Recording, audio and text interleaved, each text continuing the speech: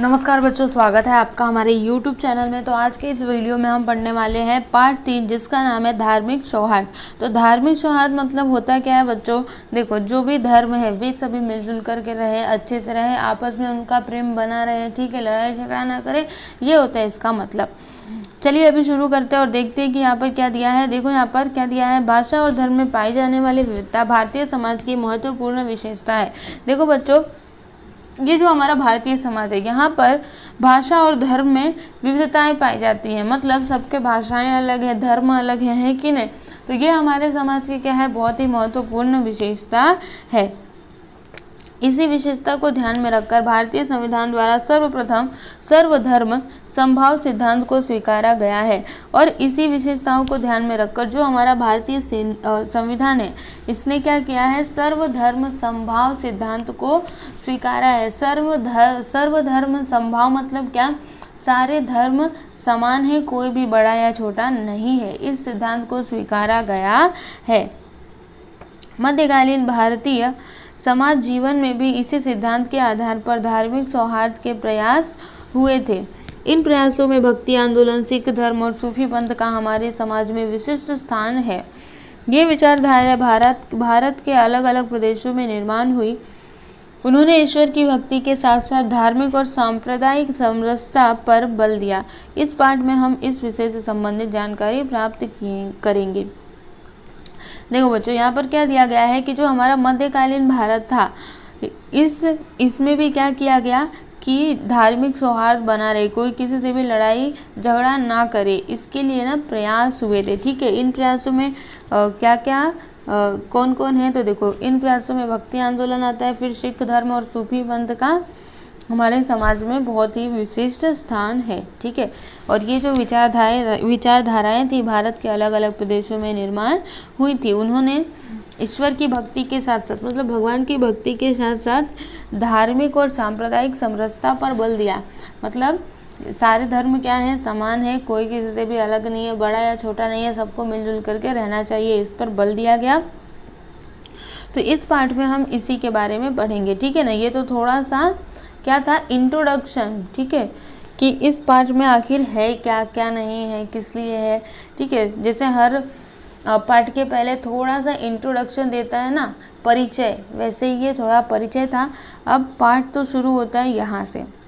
भारतीय धर्म जीवन में प्रारंभ में कर्मकांड और ब्रह्मज्ञान पर विशेष बल दिया जाता था। मध्यकाल में ये दोनों धाराएं पीछे रह गई और भक्ति मार्ग को महत्व प्राप्त हुआ।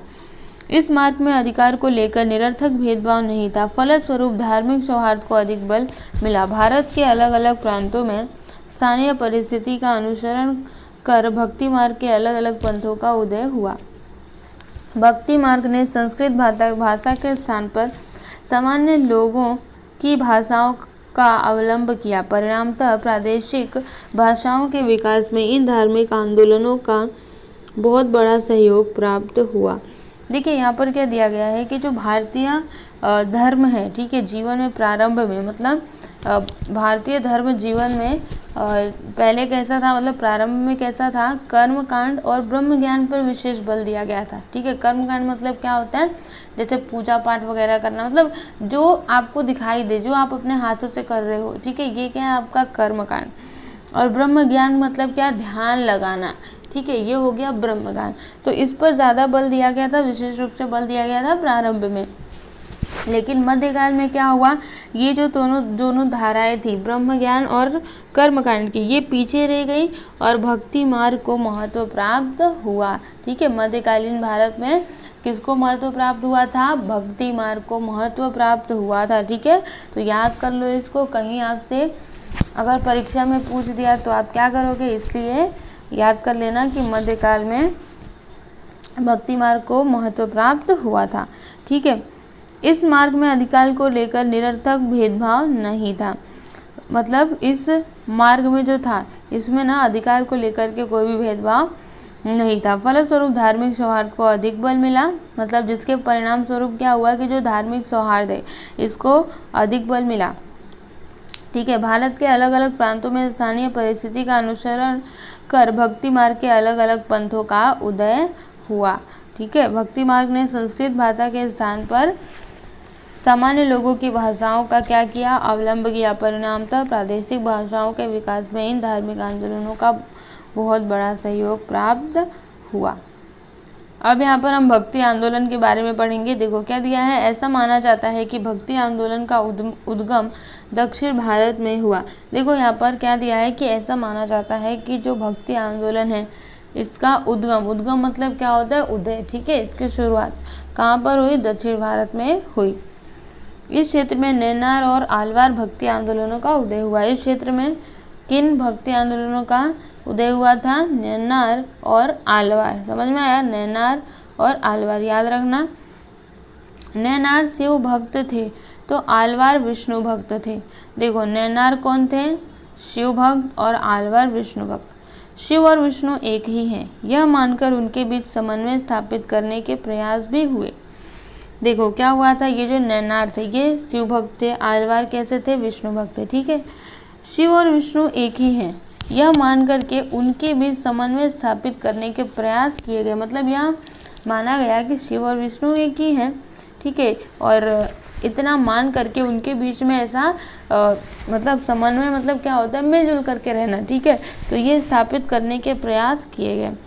भगवान विष्णु का आधा हिस्सा और आधा हिस्सा भगवान शिव का दर्शाकर हरिहर के रूप में बड़ी मात्रा में मूर्तियों का निर्माण करवाया गया। इस भक्ति आंदोलन में समाज के सभी वर्गों के लोग सहभागी हुए थे। इस आंदोलन द्वारा ईश्वर प्रेम, मानवता, प्राणी मात्र के प्रति करुणा आदि मूल्यों की सीख प्राप्त हुई। अभी देखो यहाँ पर क्या दिया गया है कि देखो ये जो नैनार और आलवार थे, एक तो शिव भक्त थे, एक विष्णु भक्त थे, तो दोनों में तो पक्का लड़ाई होती कि हमारे शिव जी बड़े तो वो कहेंगे हमारे विष्णु जी बड़े, राइट।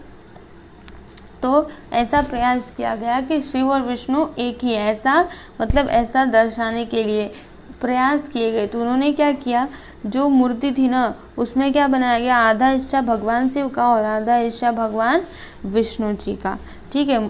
तो इस तरह से क्या किया गया, मूर्तियों का निर्माण करवाया गया ताकि ये लोग मिलजुल करके रह सके, कोई भी किसी से लड़ाई झगड़ा ना करे। तो इस भक्ति आंदोलन में समाज के सभी वर्गों के लोग सहभागी हुए थे, मतलब जो भी वर्ग के लोग थे वे सभी सहभागी हुए थे। इस आंदोलन द्वारा ईश्वर प्रेम, मानवता, प्राणी मात्र के प्रति करुणा आदि मूल्यों की सीख प्राप्त हुई। मतलब ये जो आंदोलन था इसके द्वारा ईश्वर प्रेम मतलब ईश्वर से प्रेम, फिर मानवता, मानवता आपको पता है मानवता दिखानी चाहिए हमें हर जगह, है ना। प्राणी मात्र के प्रति करुणा मतलब जो प्राणी है, ठीक है, उनके प्रति करुणा, उनको मारो मत, उनको खाओ मत आदि मूल्यों की सीख प्राप्त हुई। दक्षिण भारत में रामानुजन और अन्य आचार्यों ने भक्ति आंदोलन की नींव सुदृढ़ की। मतलब दक्षिण भारत में कौन से आचार्यों ने, रामानुजन और भी जो अन्य आचार्य थे, इन्होंने भक्ति आंदोलन की नींव क्या की, सुदृढ़ की, मतलब इसको दृढ़ किया, ठीक है। उन्होंने कहा कि ईश्वर सभी का है, ईश्वर भेदभाव नहीं करता। उत्तर भारत में भी रामानुजन की सीख का बहुत बड़ा प्रभाव पड़ा। देखो उन्होंने क्या कहा कि ईश्वर सभी का है, ठीक है, ईश्वर भेदभाव नहीं करता, वो सभी का है। उत्तर भारत में भी क्या हुआ था, रामानुजन नहीं है, रामानुज की सीख का बहुत बड़ा प्रभाव पड़ा, ठीक है बच्चों। चलो अब आगे देखो। उत्तर भारत में संत रामानंद ने भक्ति का महत्व प्रतिपादित किया। मतलब उत्तर भारत में जो संत रामानंद थे इन्होंने भक्ति का महत्व क्या किया, बताया, ठीक है। संत कबीर भक्ति आंदोलन के विख्यात संत थे। अभी संत कबीर की बात आई है यहाँ पर। ये जो संत कबीर थे ये भक्ति आंदोलन के क्या थे, बहुत ही विख्यात मशहूर संत थे। उन्होंने तीर्थ स्थानों, व्रतों, मूर्ति पूजा को महत्व नहीं दिया था। देखो ये जो कबीरदास जी थे, कबीर, इन्होंने तीर्थ स्थानों, जो तीर्थ स्थान होते हैं, फिर व्रत करते हैं हम, मूर्ति पूजा, इनको महत्व नहीं दिया था। सत्य को ही ईश्वर माना, सभी मानव एक हैं यह सीख दी। उन्हें जाति भेद, पंथ भेद, धर्म भेद मान्य नहीं थे। वे हिंदू मुस्लिमों के बीच एकता स्थापित करना चाहते थे। देखो ये जो संत कबीर जी थे इन्होंने क्या बोला कि जो ईश्वर है मतलब वो कौन है, सत्य ही ईश्वर है, ठीक है। उन्होंने सत्य को ही ईश्वर माना और सभी मानव एक हैं, कोई भी भेदभाव नहीं है इनके, मतलब उन्होंने जाति भेद नहीं किया, पंथ भेद नहीं, धर्म भेद कुछ भी नहीं उनको मानने थे। वे हिंदू और मुस्लिमों के बीच क्या स्थापित करना चाहते थे? एकता स्थापित करना चाहते थे। उन्होंने हिंदू और मुस्लिम धर्मों के कट्टर लोगों को कड़े शब्दों में फटकारा, मतलब जो हिंदू और मुस्लिम करते रहते थे लोग, ठीक है, उनको कट्टर शब्दों में क्या किया? फटकारा। ठीक है। बंगाल में महाप्रभु चैतन्य ने कृष्ण भक्ति का महत्व स्पष्ट किया। उनके उपदेशों के कारण लोग जाति और पंथ के बंधन लांघकर भक्ति आंदोलन में सम्मिलित हुए। अभी देखो यहाँ पे चैतन्य महाप्रभु की बात की जा रही है। जो बंगाल में महाप्रभु चैतन्य जी थे, उन्होंने कृष्ण भक्ति का महत्व स्पष्ट किया। वो हमेशा कृष्ण भक्ति में डूबे रहते थे, हरे रामा हरे कृष्णा ऐसे वो गाते रहते थे। इस तरह से उन्होंने क्या किया? धार्मिक प्रचार किया। ठीक है। उनके उपदेशों के कारण लोग जाति और पंथ के बंधन लांघकर भक्ति आंदोलन में सम्मिलित हुए। मतलब उनके उपदेश की ही वजह से जो लोग थे, ठीक है, उन्होंने ना जाति देखा ना पंथ देखा और भक्ति आंदोलन में सम्मिलित हो गए। महाप्रभु चैतन्य के प्रभाव से शंकर देव ने असम में कृष्ण भक्ति का प्रसार किया और महाप्रभु चैतन्य के प्रभाव के कारण शंकर देव ने क्या किया? असम में कृष्ण भक्ति का प्रसार किया। ठीक है। गुजरात में संत नरसिंह मेहता प्रसिद्ध वैष्णव संत हुए। वे परम कोटि के कृष्ण भक्त थे। उन्होंने समता का संदेश दिया। उन्हें गुजराती भाषा का आदि कवि माना जाता है। फिर यहाँ पे नरसिंह मेहता की बात की गई है। ठीक है। तो ये भी एक क्या थे? गुजरात में प्रसिद्ध वैष्णव संत थे। ये भगवान श्री कृष्ण के भक्त थे। ठीक है। और ऐसा कहा जाता है कि भगवान श्री कृष्ण इनके लिए आए भी थे। ठीक है। इनसे बातें क्या करते थे, ये सारी मान्यताएं हैं। ठीक है ना। तो गुजरात में ये तो हमने आपको बता दिया कि गुजरात में संत नरसिंह मेहता प्रसिद्ध वैष्णव संत हुए। वे परम कोटि के क्या थे? कृष्ण भक्त थे। ये भी हमने आपको बताया। उन्होंने समता का संदेश दिया, मतलब उन्होंने भी समता का ही संदेश दिया। समता मतलब क्या? समानता, कोई ऊंच नीच नहीं, कोई बड़ा छोटा नहीं, सब लोग समान। ठीक है। और उन्हें गुजराती भाषा का आदि कवि माना जाता है। अब हम बात करेंगे संत मीराबाई की। तो मीराबाई को आप सभी लोग जानते हैं। यहाँ पे जितने भी संतों की बात की जा रही है, इनके बारे में आप लोग को थोड़ा थोड़ा कुछ ना कुछ तो पता ही होगा। जैसे कबीरदास जी की बात की गई, फिर यहाँ पे नरसिंह मेहता, रामानंद। ठीक है। अभी यहाँ पे मीराबाई के बारे में पढ़ेंगे। तो मीराबाई जैसा कि आप जानते हो, ये कृष्ण भक्त थी, है ना। ये कृष्ण की भक्ति में लीन रहती थी। चलो अभी देखते हैं। संत मीराबाई ने कृष्ण भक्ति की महिमा प्रतिपादित की। देखो, ये कृष्ण भक्त थी, तो इन्होंने कृष्ण भक्ति की महिमा को बताया। वे मेवाड़ के राजवंश से संबंधित थी। राजवंश के सभी सुखों का त्याग कर वे कृष्ण भक्ति में तल्लीन हो गई। देखो बच्चों, ये जो मीराबाई थी, ये मेवाड़ के राजवंश से संबंधित थी, मतलब एक राजा की लड़की थी। ठीक है। लेकिन इन्होंने क्या किया? जो महल के सारे सुख थे उन सभी को त्याग दिया, उन सभी का त्याग कर दिया और कृष्ण भक्ति में लग गए। ठीक है। इनको किस में सुख मिलता था? कृष्ण भक्ति में। उनको उन महलों में, गद्दों में, वहाँ पे सुख नहीं, बल्कि इनको कृष्ण भक्ति में सुख मिलता था। उन्होंने गुजराती और राजस्थानी भाषाओं में भक्ति पदों की रचना की। और इन्होंने क्या किया? गुजराती और राजस्थानी भाषाओं में भक्ति पदों की रचना की। ठीक है। उनके भक्ति गीत भक्ति, सहिष्णुता और मानवता का संदेश देते हैं। मतलब जो उनके भक्ति गीत है, मतलब जो जिन पदों की उन्होंने क्या की है? रचना की है, ये सहिष्णुता और मानवता का संदेश देते हैं। ठीक है। संत रोहिदास एक महान संत थे। उन्होंने समता और मानवता का संदेश दिया। देखो, अभी संत रोहिदास भी क्या थे? एक महान संत थे। उन्होंने समता, समानता और मानवता का संदेश दिया। संत सेना भी प्रभावी संत थे। देखो यहाँ पे कई संतों के नाम दिए गए हैं। संत सेना भी एक प्रभावी संत थे। फिर हिंदी साहित्य के महाकवि सूरदास, सूरसागर काव्य की रचना की। देखो, हिंदी साहित्य के जो महाकवि थे, कौन? सूरदास जी, जो अंधे थे, है ना, लेकिन फिर भी आँख नहीं थी, लेकिन फिर भी उन्होंने भगवान श्री कृष्ण के दर्शन कर लिए थे। यहाँ तो लोगों के पास आँख होते हैं, लेकिन फिर भी कई लोग दर्शन नहीं कर पाते, लेकिन इनकी भक्ति इतनी दृढ़ थी, वो इतनी भक्ति में लगे हुए थे कि प्रभु ने उनको दर्शन दिए थे। ठीक है, तो इन्होंने क्या किया था, सूर सागर काव्य की रचना की। कृष्ण भक्ति उनके काव्य का विषय है। मुस्लिम संत रसखान द्वारा लिखित कृष्ण भक्ति की रचनाएं मधुरता से परिपूर्ण है। देखो मुस्लिम संत थे कौन, रसखान। इन्होंने कृष्ण भक्ति की रचनाएं जो है इनकी मधुरता से परिपूर्ण है, मतलब उसको पढ़ेंगे ना बहुत आनंद आता है। संत तुलसीदास द्वारा लिखित रामचरितमानस ग्रंथ में राम भक्ति की सुंदर अभिव्यक्ति पाई जाती है। अब यहाँ पे संत तुलसीदास जी की बात की गई है, जिन्होंने क्या लिखा था, रामचरितमानस। ठीक है, तो इस ये जो ग्रंथ है, ठीक है, इसमें राम भक्ति की सुंदर अभिव्यक्ति पाई जाती है। मतलब इसको जब हम पढ़ते हैं तो हमें राम जी के बारे में समझ में आता है। ठीक है, पूरी राम कथा इन्होंने लिखी थी। आगे देखिएगा, कर्नाटक में श्री बसवेश्वर ने लिंगायत विचारधारा का प्रसार किया। मतलब कर्नाटक में बसवेश्वर जी ने क्या किया, लिंगायत विचारधारा, लिंगायत मतलब क्या होता है, शिव भक्ति से जुड़ा हुआ। ठीक है, इसका प्रसार किया। उन्होंने जाति भेद का क्या किया, विरोध किया।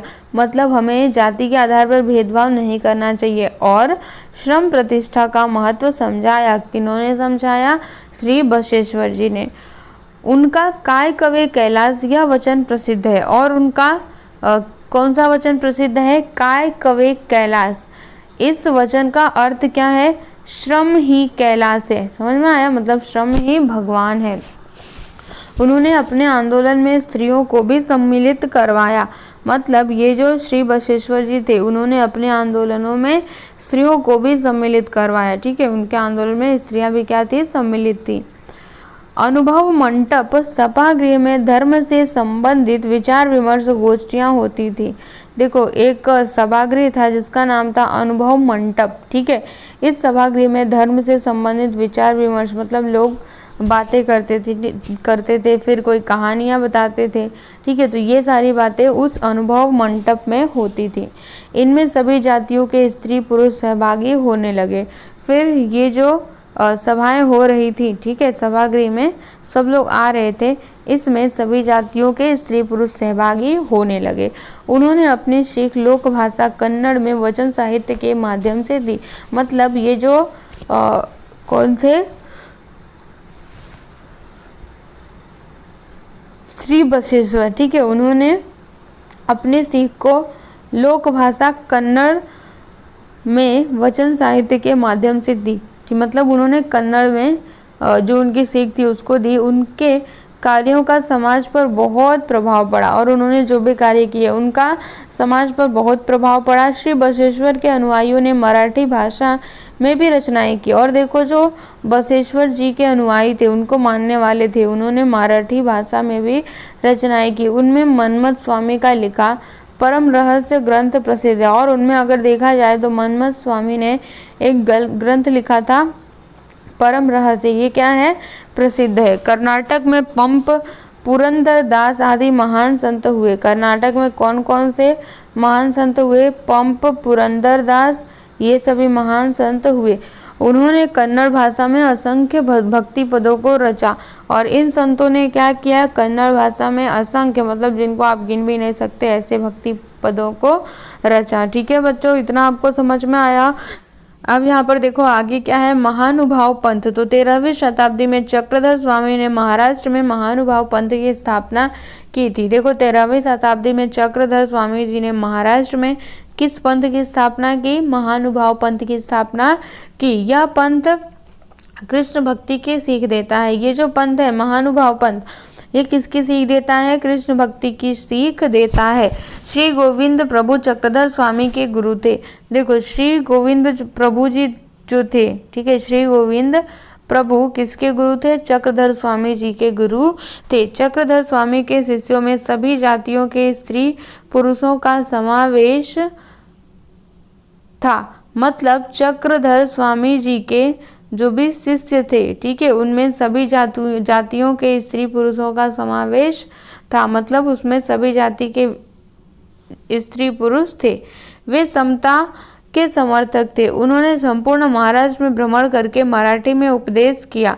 देखो वे कैसे थे, समता के समर्थक थे, मतलब वो भी समानता को ही मानते थे। ठीक है, उन्होंने संपूर्ण महाराष्ट्र में भ्रमण करके मतलब घूम घूम करके मराठी में क्या दिया, उपदेश दिया। ठीक है, संस्कृत भाषा के स्थान पर मराठी भाषा को प्राथमिकता दी। और ये जो श्री चक्रधर स्वामी जी थे, उन्होंने संस्कृत भाषा के स्थान पर किस भाषा को प्राथमिकता दी, मराठी भाषा को इन्होंने प्राथमिकता दी। ठीक है, फलतः मराठी भाषा का विकास हुआ और इसके वजह से क्या हुआ, मराठी भाषा का विकास हुआ। मराठी भाषा में विपुल ग्रंथ लिखे गए और मराठी भाषा में मतलब कई सारे ग्रंथ लिखे गए। ठीक है, महाराष्ट्र में इस पंथ का प्रचार प्रसार प्रमुखतः विदर्भ और मराठवाड़ा क्षेत्र में हुआ। मतलब इस पंथ का प्रचार प्रसार प्रमुखतः कहाँ पर हुआ, महाराष्ट्र में विदर्भ और मराठवाड़ा क्षेत्र में हुआ।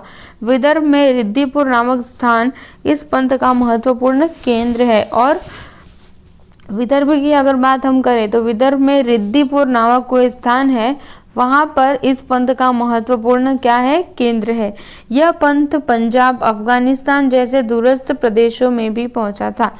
मतलब ये जो पंथ था, ठीक है, ये पंजाब, अफगानिस्तान जैसे जो दूर के देश हैं यहाँ पर भी पहुँचा था। ठीक है, चलो आगे देखो। अब यहाँ पर हम बात करने वाले हैं गुरु नानक देव की। तो क्या दिया इसमें, देखो गुरु नानक सिख धर्म के प्रवर्तक और प्रथम गुरु थे। देखो गुरु नानक जी कौन थे, सिख धर्म के प्रवर्तक और प्रथम पहले गुरु थे। कौन, गुरु नानक जी।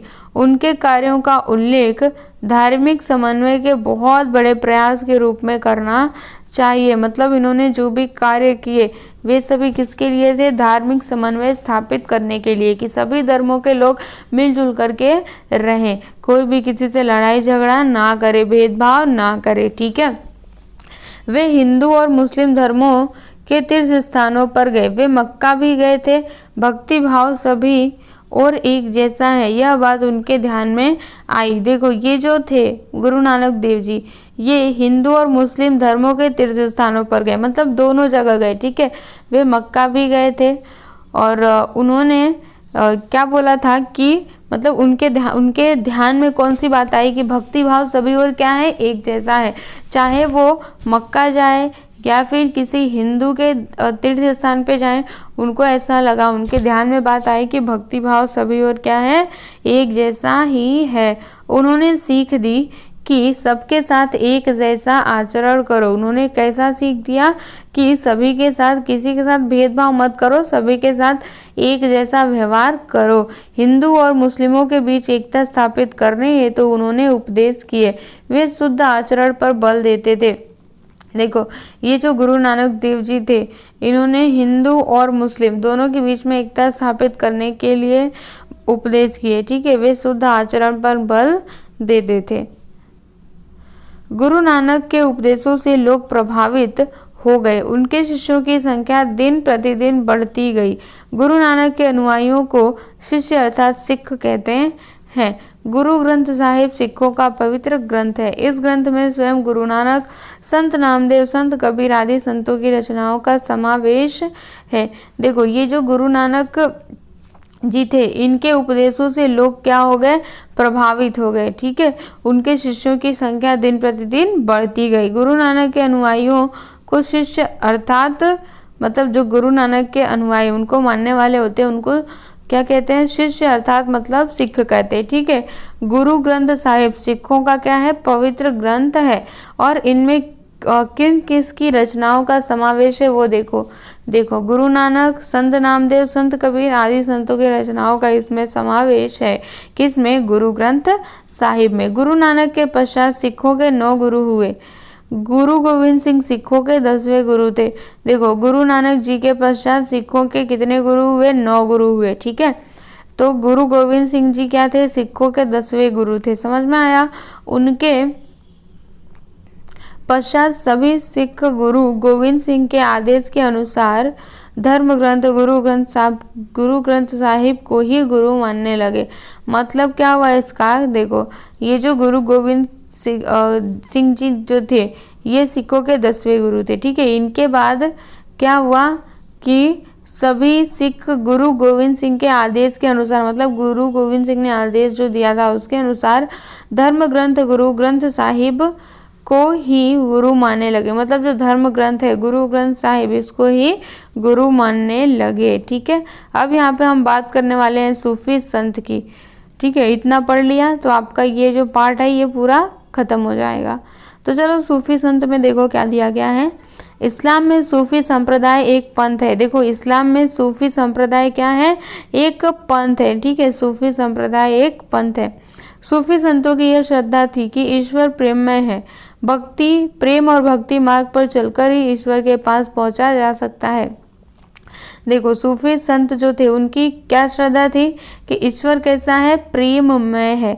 ठीक है, प्रेम और भक्ति के मार्ग पर चलकर ही, अगर प्रेम और भक्ति के मार्ग पर चला जाए तो प्रभु तक पहुंचा जा सकता है। सभी प्राणी मात्रों के प्रति प्रेम हो, ईश्वर का स्मरण करे, सादगी से रहे, यह सीख सूफी संतों ने दी। और सूफी संतों ने कौन सी सीख दी थी कि सभी प्राणी मात्रों के प्रति प्रेम हो, मतलब जितने भी प्राणी हैं सबसे प्रेम हो, किसी को नुकसान हम ना पहुंचाना चाहें, ईश्वर का स्मरण करें और सादगी से रहें, यही सूफी संतों ने उपदेश दिया था। ठीक है, ख्वाजा मोइनुद्दीन चिश्ती, शेख निजामुद्दीन औलिया महान सूफी संत थे। देखो यहाँ पे संत के नाम लिखे गए हैं। ठीक है, ये लोग महान सूफी संत थे। सूफी संतों के उपदेशों के कारण हिंदू मुस्लिम समाज में सौहार्द स्थापित हुआ। मतलब इन्हीं संतों के उपदेशों की वजह से हिंदू मुस्लिम समाज में क्या स्थापित हुआ, सौहार्द, मतलब सभी मिलजुल कर रहने लगे। ठीक है, भारतीय संगीत में सूफी संगीत परंपरा का बहुत बड़ा योगदान रहा है। संतों के बताए हुए भक्ति मार्ग पर चलते हुए आचरण करना सामान्य लोगों के लिए आसान था। भक्ति आंदोलन में सभी स्त्री पुरुषों को प्रवेश था। संतों ने अपने विचार लोक भाषा में बताए, वे विचार सामान्य लोगों को अपने लगे। भारतीय संस्कृति के निर्माण और संरचना प्रक्रिया में भक्ति मार्ग का बहुत बड़ा योगदान रहा है। ठीक है बच्चों, तो यहाँ पर आपका ये जो पार्ट था ना, पार्ट 3 धार्मिक सौहार्द, यहाँ पे ख़त्म होता है। और मुझे उम्मीद है कि आप लोग को ये जो वीडियो है इससे हेल्प मिली होगी, मतलब इससे मदद मिली होगी। ठीक है, और आप परीक्षा में लिख भी पाओगे। तो चलो मिलते हैं हम नेक्स्ट वीडियो में, तब तक के लिए नमस्कार।